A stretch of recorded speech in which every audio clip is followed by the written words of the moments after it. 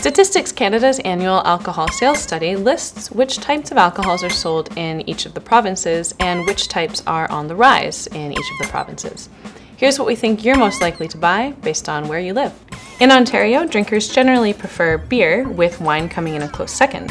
However, between 2013 and 2014, there was an 11.7% increase in the purchase of ciders and coolers. There was also an increase in the purchase of ciders and coolers in the Northwest Territories. Now, we assume this is because everyone is suddenly gluten intolerant and can only drink things like cider. For instance, this one, County Cider from Picton, Ontario.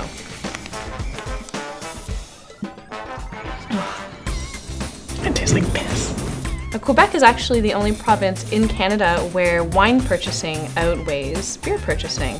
But since there was basically no chance of us buying a Quebec wine at the LCBO here in Ontario, we were able to pick up a bottle of Wallaroo Trail, which is sort of like a yellowtail knockoff wine, and it's awful.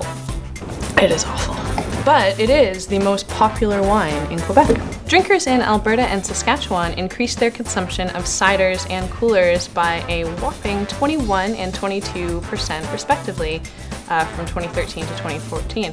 We'd say we were surprised, but we don't really know what to expect from Alberta these days. It's actually delicious.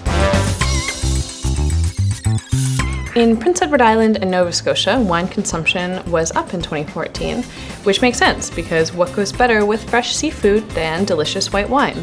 And what goes better with delicious white wine than delicious Sprite? Oh, it doesn't really go at all. So Newfoundland and Labrador, alcohol sales were up in every category across the board, but particularly in the wine category. They don't make too much wine in the province, but the area is home to Rodriguez, which is Canada's largest fruit wine-only winery.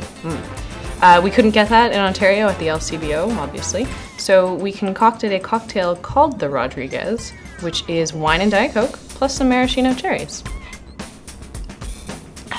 And it is sweet like sugar. In the Yukon, consumption of ciders and coolers was up in 2014. Now, this category does not include the Yukon Territory's most popular or infamous drink, the Yukon Sour Toe, which is a shot of whiskey and an actual human toe. So sales of beer in British Columbia, like this Granville Island Pale Ale I have here, were down in 2014 compared to 2013, but in Manitoba, they were up 4%. Now, in Manitoba, you can actually buy and drink beer in hair salons, which is crazy because, like, at the rate I'm going here, I'm gonna be getting a haircut I will be not happy with tomorrow. So alcohol consumption was down in almost all categories in Nunavut, with the sole exception being wine, which was up 1.1% between 2013 and 2014.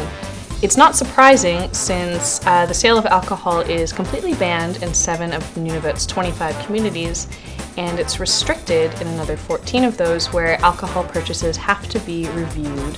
But all of that could change. In fall of 2014, plans were revealed to open the first beer store in Iqaluit in 38 years. We'll drink to that. Holy! It is awful.